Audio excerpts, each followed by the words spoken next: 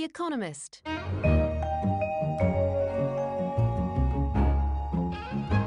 This is The Economist in London.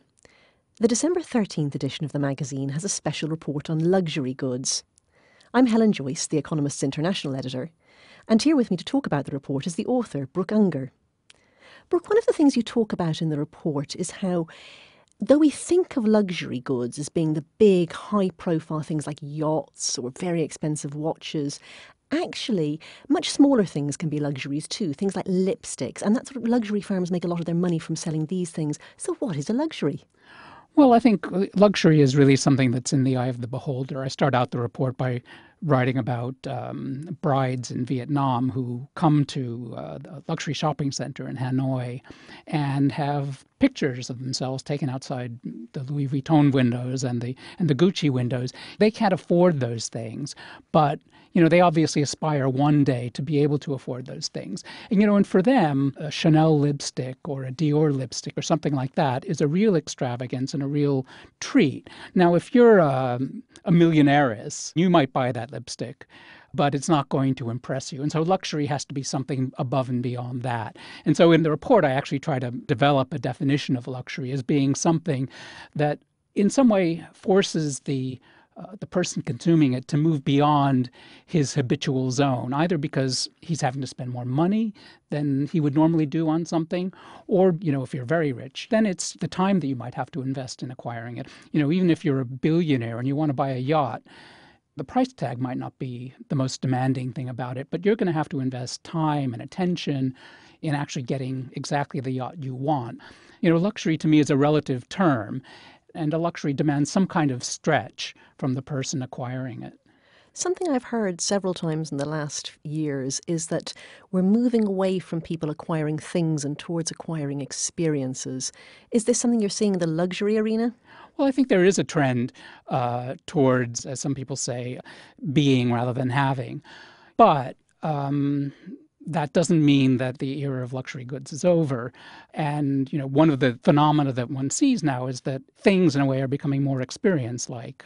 When you look at the way luxury retail is developing, companies are investing more in the retail experience and in making that a memorable experience. The Chinese, who are among the biggest consumers of luxury now, they like buying their Vuittons and their Hermeses and their Guccis in the countries where those things were made.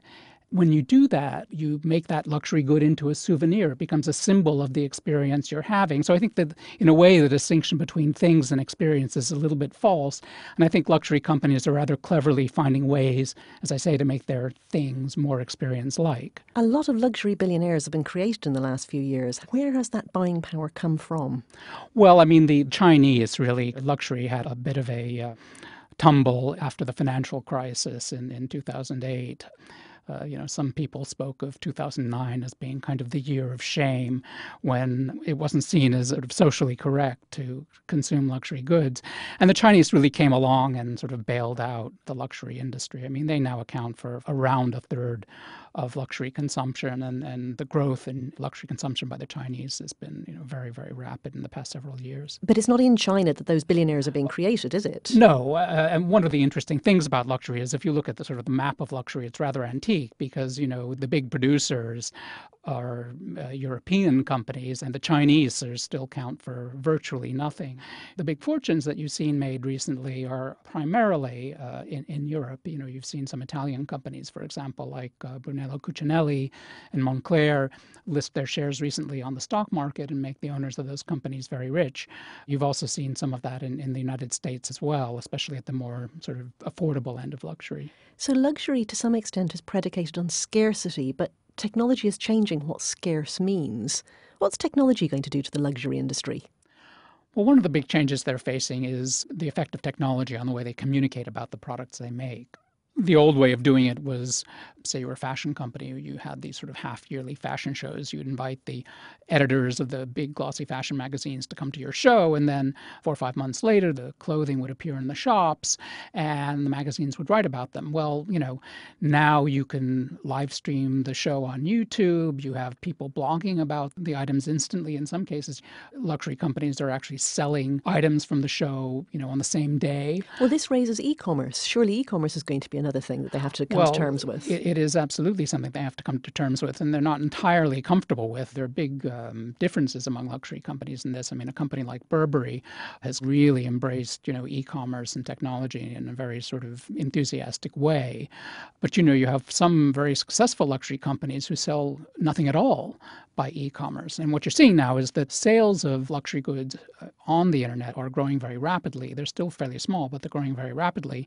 And there are some people who think that once they get beyond a certain point, 10%, 20% of total sales, luxury companies are going to start rethinking, whether they need to spend the kind of money they now spend on physical stores. And what about the way that they make luxury goods? Is there any way that technology can somehow make them, I don't know, easier or cheaper to make without ruining their appeal?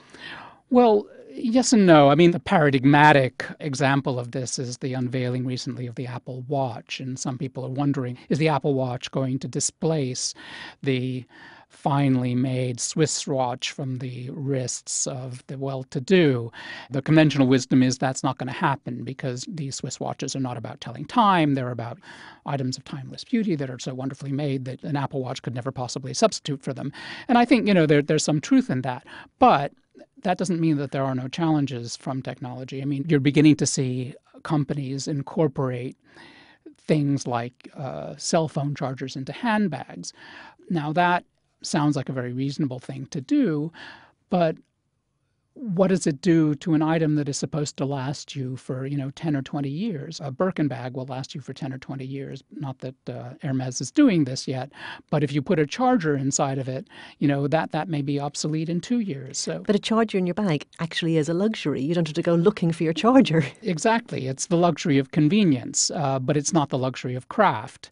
I suppose you could argue that one of the things that technology will force you to do is to choose between the luxury of convenience and the luxury of craft in a way that you haven't had to before. The quartz watch revolution did that in the 1970s, and I suspect what will happen now is that you'll see technology doing that in a lot of other fields of luxury as well. Thanks, Brooke. That was Brooke Unger, the author of the special report on luxury goods that you can find in the December 13th edition of The Economist. In London, this is The Economist.